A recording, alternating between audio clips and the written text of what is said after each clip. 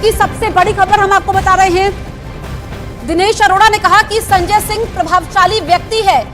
दिल्ली के Rouse Avenue court में ED की तरफ से दलीलें दी गई है। दिनेश अरोड़ा ने पहले संजय का नाम नहीं लिया, ये ईडी की तरफ से बताया गया है, और यह भी कहा कि संजय सिंह के प्रभाव की वजह से नाम नहीं लिया।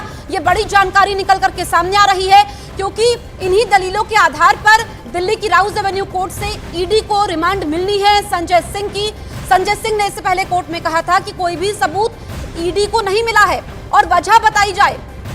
दिनेश अरोड़ा जो कि सरकारी गवाह हैं अब, और ऐसे में अब ईडी की तरफ से कहा गया है, क्योंकि फैसला सुरक्षित रखा गया है, 10 दिन की रिमांड ईडी की तरफ से मांगी गई है। पहले कल 10 घंटे से ज्यादा समय तक संजय सिंह से पूछताछ होती है। ईडी के पास सवालों की लंबी फेहरिस्त है, जिसका जवाब संजय सिंह ने नहीं दिया। और इस वक्त की सबसे बड़ी खबर हम आपको बता रहे हैं कि जो दलीलें ईडी की तरफ से दी गई हैं, इसमें ईडी की बड़ी दलील यह है कि प्रभाव की वजह से नाम नहीं लिया गया। मेरे सहयोगी आनंद तिवारी इस वक्त मेरे साथ लाइव मौजूद है। आनंद, 10 दिन की रिमांड ईडी की तरफ से मांगी गई है, फैसला सुरक्षित है, लेकिन ये नई दलील सामने आई है कि प्रभाव की वजह से संजय सिंह का पहले नाम दिनेश अरोड़ा ने नहीं लिया। और क्या जानकारी?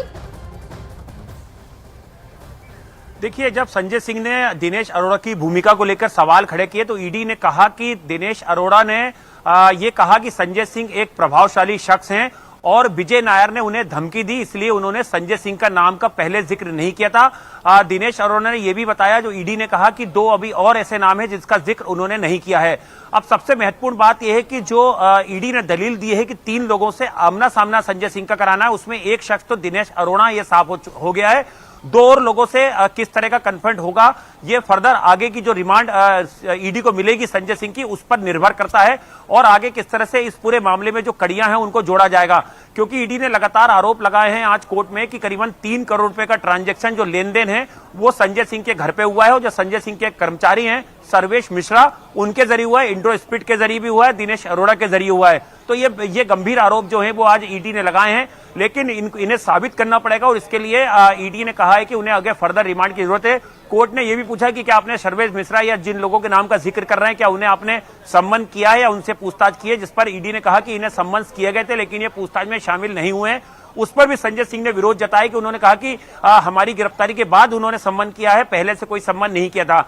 अब देखना होगा कि जब संजय सिंह की आज अभी कोर्ट ने जो फैसला सुरक्षित रखा है, कोर्ट कितने दिन की रिमांड जो है वो संजय सिंह की ईडी को देती है, और उस रिमांड के दौरान जो समय ईडी को मिलेगा उसमें ईडी क्या क्या नए साक्ष्य सबूत जो है वो संजय सिंह के खिलाफ जुटाएगी, और फर्दर अगले कोर्ट की सुनवाई में वो किस तरह के साक्ष्य जो है वो कोर्ट के सामने रखेगी। तो अभी संजय सिंह की मुश्किलें कम होने का नाम नहीं ले रही हैं। आज लंबी जेल आनंद रहिए आप हमारे साथ, हम लौटेंगे आपके पास। दरअसल दिल्ली के शराब घोटाला मामले में ईडी ने जो चार्जशीट दाखिल की है उसमें एक बड़ा पर्दाफाश हुआ है।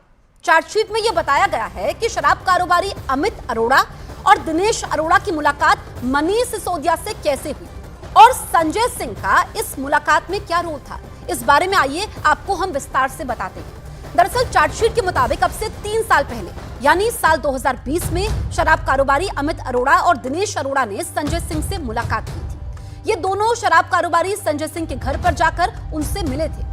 उस दिन संजय के घर पर दिनेश अरोड़ा ने अमित अरोड़ा को विवेक त्यागी से मिलवाया था। विवेक त्यागी मनीष सिसोदिया और संजय सिंह का बेहद करीबी है। इस मीटिंग में संजय और दोनों शराब कारोबारियों के अलावा सर्वेश मिश्रा और संजय सिंह के पीए अजीत त्यागी भी शामिल थे। और इस मीटिंग में अमित अरोड़ा के शराब बिजनेस पर चर्चा हुई। संजय सिंह ने अमित अरोड़ा के सामने एक शर्त रखी। संजय ने अमित अरोड़ा से अपने कुछ खास लोगों को शराब बिजनेस में घुसाने की शर्त रखी। शर्त मानने पर संजय ने अमित अरोड़ा को मनीष सिसोदिया से मिलवाने का वादा किया। अमित अरोड़ा अपना शराब कारोबार बढ़ाने के लिए मनीष सिसोदिया से मिलना चाहता था। संजय सिंह ने मनीष सिसोदिया से अमित अरोड़ा की मुलाकात करवाई, और इस मुलाकात में एक डॉक्यूमेंट तैयार करने की बात कही गई। मनीष सिसोदिया और अमित अरोड़ा ने शराब कारोबार में अपने अपने फायदे की बातें की।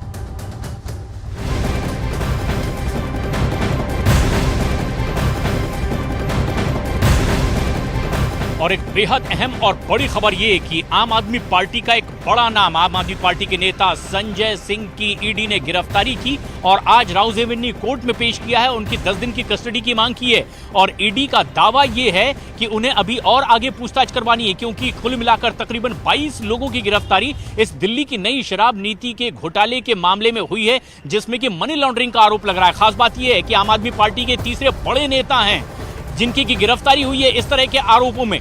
Prevention of money laundering act के तहत ये गिरफ्तारी संजय सिंह की हुई है। आज कोर्ट में पेश किया गया, दोनों पक्षों की दलीलें कोर्ट ने सुनी है, फैसला सुरक्षित रखा है। 10 दिन की रिमांड की मांग की है ईडी ने और कहा है कि अभी कुछ और ऐसे लोग हैं जिनसे आमना सामना भी करवाना है, पूछताछ आगे करनी है। लेकिन खास बात यह कि संजय सिंह ने खुद को बेकसूर बताया है। कोर्ट में कहा कि अगर मैं कसूरवार हूं तो मुझे सख्त सजा दी जाए, लेकिन मैं बेकसूरवार हूं, मुझे किसी भी तरह से नोटिस नहीं दिया गया। लेकिन बड़ा सवाल यह भी पूछा गया कोर्ट की ओर से ईडी को कि आखिर अगर आपको पैसों के लेन देन की जानकारी पहले से थी तो गिरफ्तारी अभी क्यों हुई है। कोर्ट में ये ईडी ने कहा है कि दरअसल दिनेश अरोड़ा ने पहले इस बात को अपने बयान में दर्ज करवाया कि वो एक प्रभावशाली नेता हैं और इसीलिए उन्हें डराया धमकाया भी गया था और अब जबकि ठोस सबूत भी हैं, ये गिरफ्तारी संजय सिंह की हुई है। आनंद तिवारी हमारे सहयोगी इस वक्त हमसे सीधे जुड़ रहे हैं। आनंद, फैसला सुरक्षित रखा गया है, लेकिन किस तरह की ठोस और बड़ी दलीलें रखी गई कोर्ट में?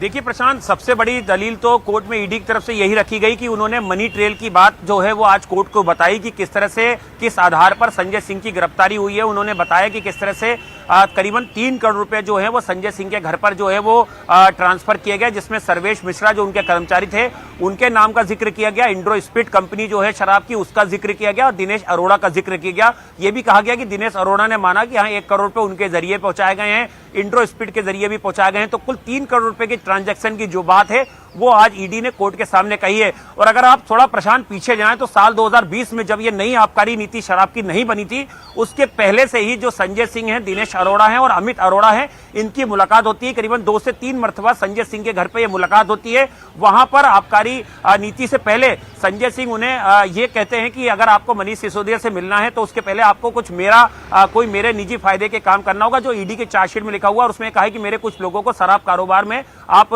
हिस्सेदारी दीजिए, जिस पर कि अमित अरोड़ा, दिनेश अरोड़ा की तरफ से कहा गया कि उन्हें मनीष सिसोदिया से मुलाकात करना है। जिसके बाद करीबन 3 से 4 बार मनीष सिसोदिया की भी दिनेश अरोड़ा से मुलाकात हुई। यहां तक कि बड़ी बात आप कह रहे हैं आनंद, अपनी चार्जशीट में ये भी कहा है कि ठोस बातें हैं जो ईडी ने अपनी चार्जशीट में दर्ज की हुई है, जिसका जिक्र आज राउज़ेवन्यू कोर्ट में रखा गया है कि कौन कौन सी बातें हैं जो अब तक की पूछताछ में सामने आई है, जो चार्जशीट में दाखिल है। लेकिन 2 तस्वीरें हम अपने दर्शकों को दिखाएंगे। देश के number 1 news channel news 18 India पर किस तरह से कल संजय सिंह की गिरफ्तारी हुई। संजय सिंह एक ऐसा नाम आम आदमी पार्टी में जो पिछले कुछ वक्त से लगातार विपक्षी गठबंधन में अपनी पार्टी की ओर से अहम भूमिका निभाते चले जा रहे हैं और ऐसे में संजय सिंह की एक बड़ी भूमिका ईडी की अब तक तफ्तीश में सामने आई है।